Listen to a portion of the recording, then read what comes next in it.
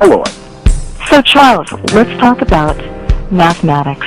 Let's first start with some of the most stunning evidence for, 40,000-year-old mathematics in its beginnings in the Ishango bone, that artifact that even Alexander Marshak talked about. You mentioned the Ishango bone before. The Ishango bone, very simply, is just that, a bone, a single bone carved on two sides with a series of markings on each edge of both sides, found by a Belgian archaeologist back in the late 50s.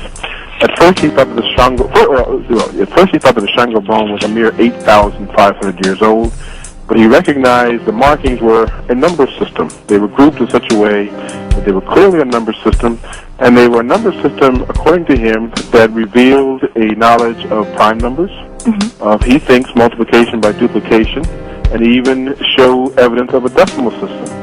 Well, Brooks and Yellen, as I say, redated that site about 10 years ago, maybe even 12 years ago, and found that site isn't 8,500 years old as we thought, but was 25,000 years old.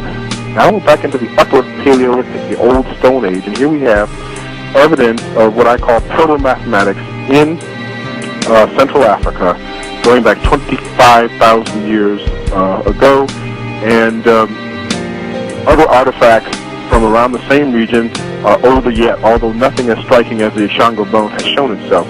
Now, the reason why this is also interesting is because if you fast forward about, 20,000 years to the Middle Kingdom of ancient Egypt, about 3,800 years ago to 4,000 years ago, you come across there has survived from that time a document known as the Rind mathematical papyrus.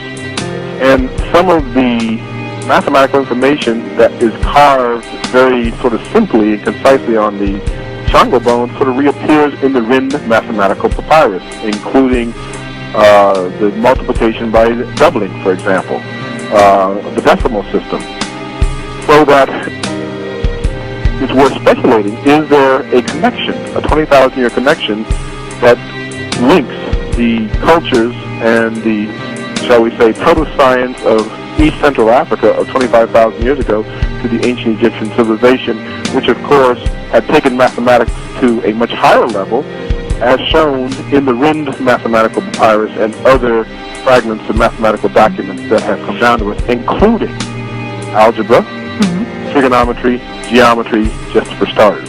Could you explain this African I Ching that you talk about? I know that I call it the I Ching because you have this wonderful Chinese divination system that we know of as the I Ching, where you throw a coin or some yarrow sticks and you get a binary yes, no, broken line, solid line. You write it down, you throw again, you have 6 throws and you end up with a hexagram. That's 6 lines. And you get these variations on a theme, and each theme has its own kind of gestalt or symbology to it. And then you can get a reading on your question. Jung says synchronicity would explain the connection there between throwing a stone and contemplating your own dilemma there and getting a reading on it. I was just so delighted to find that in Africa you have this similar to an I Ching system that seems equally as sophisticated, even more so, even more possibilities. Could you explain that one, please, Charles? Yes. Among West African peoples, there's a system called Fa or Ifa or Ufa or Afa. It's the same system, different names in different countries. And what happens is there are 16 palm nuts that are grasped in the right hand, and then they leave only 1 or 2 nuts in the left. If 2 nuts remain, a single mark is made on the dividing tray. If 1 nut remains, a double mark is made.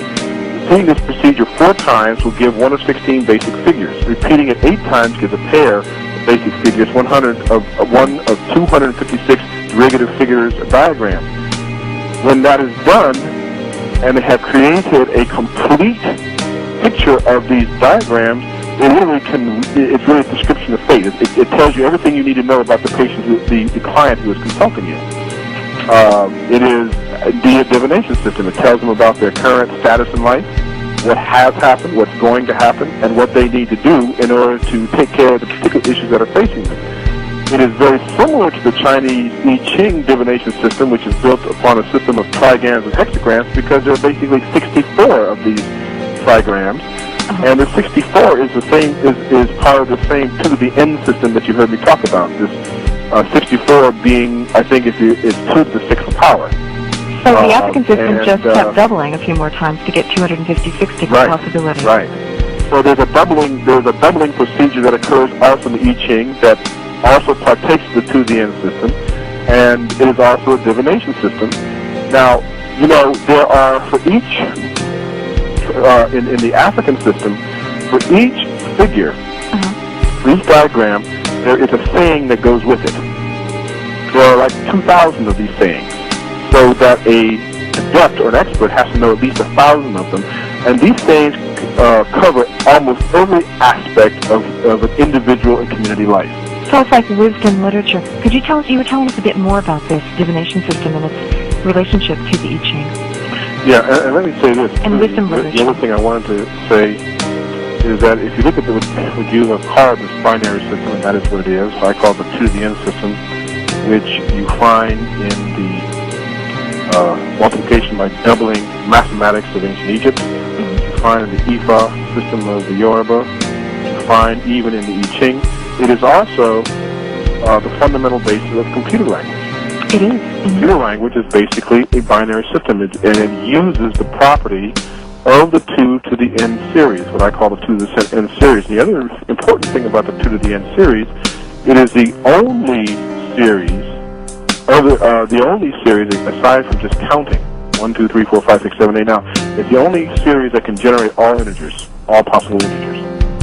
So it seems like it's real simple, the doubling, but and yet at the same time,